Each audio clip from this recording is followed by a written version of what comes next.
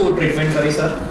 ઇમ્પ્લાન્ટની treatment થઈ એમાં એમનો ઓલમોસ્ટ 4.5 મહિના વચ્ચે થઈ ગયું. તો આ ઉંમરે બી કોઈ એવી કોઈ વધારે પડતી તકલીફ નથી પડી, ન દુખાવો થયો છે કે નથી સોજો કોઈ વસ્તુ નથી. તો તમારી હમણાં એજ કેટલી છે? મારી એજ 63.